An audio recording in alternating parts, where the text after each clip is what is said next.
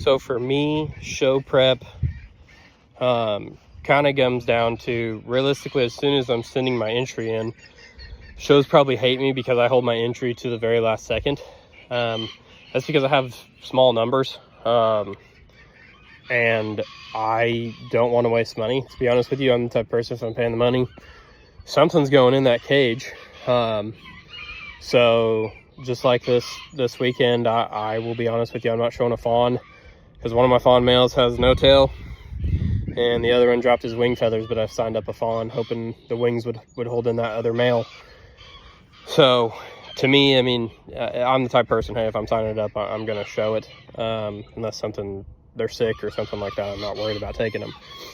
The biggest thing for me is when I'm signing up birds, if I have 4 pullets or 5 or 6 pullets, I'm only going to show 2 pullets.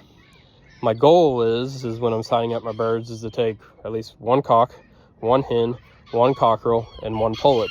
That way, when you're trying to control your variety, you have a chance across the board. So when I'm conditioning out, I'm trying to think, hey, what's going to work best for me, and what do I need to do to sign up to give us the best possibility? Because when I leave the house, I'm trying to win the variety. It may not be the breed, but my goal is when I go to a show, it is to win the variety, because it's gaining me points within, you know, my club. It's helping me sell birds just by controlling a variety. Now, if you're controlling the breed, especially in the Old English, you know, you're doing something pretty good, because I mean it's the most stacked class that when you go to a show, I mean, half these shows anymore are half Old English and the rest are the other Bantam classes. So when I'm signing up, my show prep starts right there. What's in feather? What's in condition? What do I have the most of? And I'm not going to show against myself. Why would I waste $50 to show 10 of the same variety when I'm literally going and showing against myself? If I can't, as a breeder, if I can't decide, hey, I'm signing up 5 silver duck wings, why would I compete and show all 5 pullets and beat myself in the pullet class? That's what works for me. Everyone has, well, I'm trying to get a star, or I'm trying to chase this. I understand that. I mean, I'm trying to chase stars myself, but you know, if I have to take 4 pullets because I can't call and tell which one is actually in condition, then I don't need to be doing this. It's just how I feel about me personally. So I sign up 2 if I have 4. I sign up 2 if I have 6, because if I have the best 2 pullets, then I can only win the pullet class, and then I have to show against a hen, a cockerel, and a cockbird before we can go into the breeds. So me personally, if I have 4 and I'm wanting to show 4, to show a hen, a cockerel, and a pullet, that way I can try to control the variety. So it starts right there. The next thing is you know, you're not going to come out 2 weeks before show and outshow somebody who does this 365 days a year. I'm pulling feathers. If they're broke, they're snapped, they're out of condition, I pull them. Because why am I feeding it, or why am I using it if it is a show bird and I can't show it? So I will start pulling feathers 2 to 3 months before a show that we have booked that we're trying to go to, so I have stuff in condition. So when you're show planning, you got to try to, you know, right now it's starting to get hot here in Indiana. I have to realize that my birds are going to start molting from the winter sooner or later. So where's my cutoff at that I'm not going to waste? You know, for me, I spend anywhere from $40 to $60 with entries in a show. I don't want to go waste $40 to $60. It's dumb money spent to me. I again run SBS showbirds like it's a business. That's because I come from a business aspect, and to me, we're trying to maximize the shows that we enter with you know, the victories of the variety wins that we can get, and that's just kind of how I run it. So again, 365 days a year when you're conditioning, you're trying to see what's in condition, where you're wanting to go, and what you're wanting to do before you enter your birds. And I'll show you a silver duck wing, because I talked about, and I will talk about, because this video will probably be first, a yellowing of a white bird, because a lot of people struggle with white. I have a silver duck wing male down there that probably one of the best silver duckling males that I raised, but he's yellow. He's stained. So, especially with your white birds, you have to condition a white chicken or a silver chicken or I mean, even some of the lighter gray stuff, you have to condition it 365 days a year, or you're going to end up like the silver duckling who's not usable, because I'm not breeding to him and I'm not showing him. I actually priced him out to a guy because he has no use to me. But I'll show you that, and we'll talk about yellowing when I get to him, because it's either genetics or it's what you're feeding. You can't really fix it with a washing. A lot of people think you can fix it with washing, and it's not going to happen. It's basically sun bleach. It's stained.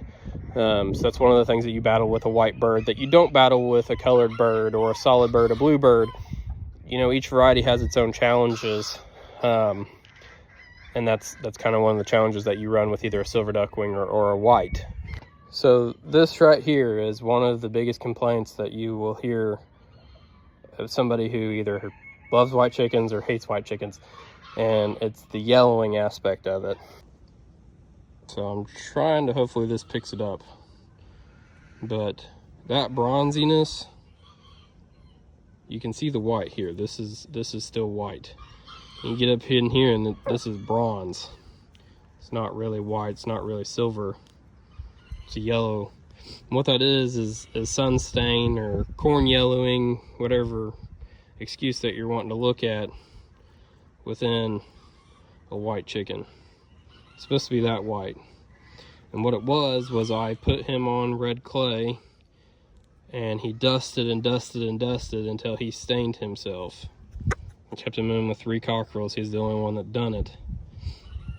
And that's what a lot of guys call sunburn and white or yellows. So the next thing is, you know, when you're looking at him here, you'll see these bottom feathers here, how rough they are. I will pull those, you know, 3 months out, and I will regrow them. He's about ready to get pulled, but I'm hoping this all molts out. That's why I haven't pulled them yet.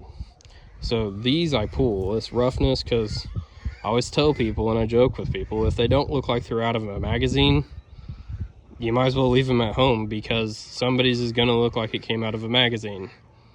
And the next thing is, you know, we'll use him since he's caught. And this is that vent area that you got to keep clean. You got to keep, you know, the bugs off of that vent. It's one of the things that you're watching for. They'll lose face color. They'll kind of go pale if they're buggy. So with bugs, there's a couple different ways you can treat them. If I'm not showing them we're in a breeding season, and I'm just wanting to keep my birds, you know, clean from bugs and in the breeding process, all my barns have Garden Tech 7 insect killers. The older gentlemen probably call them 7 Dust because it's what it used to be called.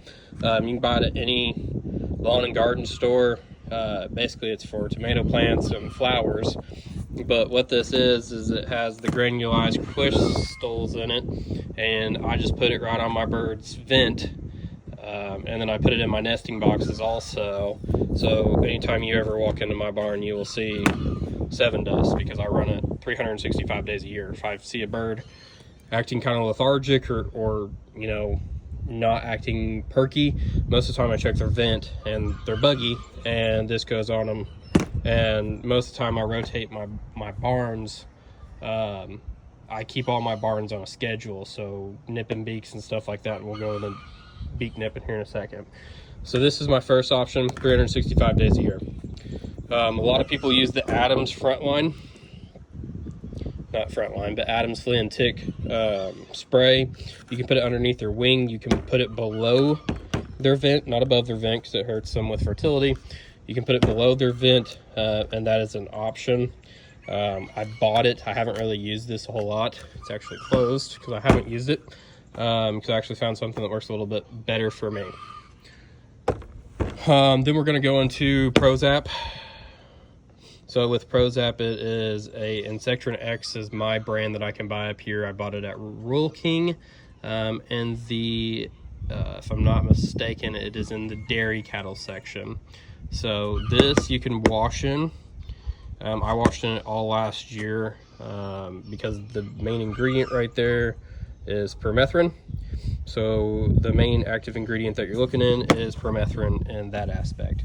Another thing that I found, this is what my go-to is right now. This is a Walmart travel spray bottle. Go to Walmart, get it in the travel section. It's a spray bottle. It's not very big. So this is a full jar of vinegar. You can see the size difference. So in this spray bottle, I take Pet Armor Plus, which is generic Frontline, and I put 1 tube of generic Frontline. If you want to spend money, go ahead and get Frontline because it works the best. But I use the large dog Pet Armor, and I put a tube of it in there, and then I fill the rest of it up to the top here with isophoric rubbing alcohol. So it has to be 80 or 90% isophoric. You can buy it off Amazon, you can buy it at Walmart, any drugstore, but you want the 80 or 90%, and that's what your filler volume is on this. I've actually ran this a lot this winter on all my birds. With that being said, what we do, I go ahead, I put it underneath their wing, 1 shot. And that's all they get underneath the wing. If I have a bird who's infested, because like I said, if they're not in the rotation, I'm not treating them, I'll go ahead and put this underneath their vent, not above, underneath their vent, to help keep my fertility up in the birds. So again, I'm going to kind of reiterate, this is Frontline or Pet Armor. Pet Armor sold by Walmart. You can buy it on Chewy. I just go into Walmart and get it because it's cheaper. And with that being said, 1 tube large dog, 1 tube large dog, you can buy 4 months of it. Fill up your bottle, and this has lasted me pretty well all the way through winter. I still got quite a bit in there left to get through the spring shows with. So this is my number 1 option. My number 2 option is the 7 Dust, the insect killer. What this is, you can put it directly on their vents. It's not harmful to them. You can still eat the eggs. You can still, you know, incubate the eggs. It's no harm to you or the egg if you're using this. So that's why I use this all throughout breeding season. The reason I don't use it during show season is because it does leave the white powder residue on them. I mean, you can see it all over the top. So dark color birds, especially when you're running a brown red, which is a black body, it doesn't stain them, but it leaves a residue, so I don't want to use it during show season. Summer washing, if you just want to get a quick maintenance in, the Insectrin X, again with the permethrin. I bought it at Royal King. You can fill up your squirt bottle depending on what you're using. You fill your tab here. If I'm using like a wash bin, today I'm going to be using buckets and bowls, but if I'm using a wash bin, I'll fill it up to 1/2 ounce, and I treat it that way, because all you're trying to do is just get the bugs off your birds. So a lot of guys wash them this and this only, just because it is an insect killer. The Adams is another option. A lot of people have good success with that, but that works for a lot of people also. We've used it in the past. I just think it's expensive. I think this bottle's like 30 bucks, so it's pretty expensive for that bottle. So that's kind of how we debug. All right, so show bins. You've probably seen everyone at a show who's got a toolbox. Ours is since I was a kid, and I've just never upgraded it because we've had a lot of wins with this. We've had a lot of success with it, so that's why we do it. Most of the time when I'm traveling, I keep a little lock on my stuff. I do at times lock some of my birds in, especially depending on where I'm at, because at least I know if my bird's completely gone without my master locks, I know somebody really had to work to get my bird out. So I either run a zip tie if I'm traveling overnight. You'll see some of my stuff has a pink or green zip tie on it, because I just zip tie my cages shut overnight, and then I cut them off as soon as we come in. Or I do run master locks, get a little 4-pack of them, then match up your key ID in the store, and I have 8 master locks. This is just for extra bands and stuff like that we store. I actually take my number bands off of my birds when I show them, One of the reasons behind that is I don't want people to think that I'm bringing my number 1, number 2, number 3, number 4, number 5, or number 6 bird. I just like to show the birds the way that they are. So I use spiral bands. This year, in 2025, all of my birds will be upgrading to ABA and OEGB bands, so club bands, just so I can keep track of a little bit better of our numbering process and everything like that for data for our breeding. A lot of things that you see, so ignore my box because it is a mess right now. So this is silk rag. I bought maroon, wasn't my brightest choice because it is stained. So I run silk on one side and then I have a rougher material on the back side. If I need to scrub while at a show, I have that option. I bought this at Joann Fabrics. You can buy it off Amazon. The red came from Amazon. We just bought it by the yard, I think. Then I cut it into individual strips. That's why it's ragged. So this is what we use show day. You'll rub our birds down with them, smooth it out. The silk is what smooths your feathers out. So you'll see us rubbing a lot on our birds during show day, or you'll see these in my back pocket especially. And that's essentially just silk. So we travel. Sometimes I stay overnight. So I have a couple different things with me.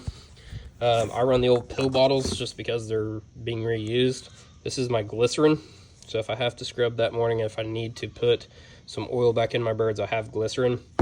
I have Vaseline because it takes up less space in a pill bottle, so I can put it down here underneath and store it. That's Vaseline or petroleum jelly. And I use this on my legs. If I get a hot toenail like what I done at Knoxville, I had to use this on the toe to keep it from bleeding for judging. So that's why that's in my box. I have baby oil. Baby oil can be used for the legs, combs, beaks. It's more of a natural kind of, you know, less harsh shine product that you can put on your legs of your birds.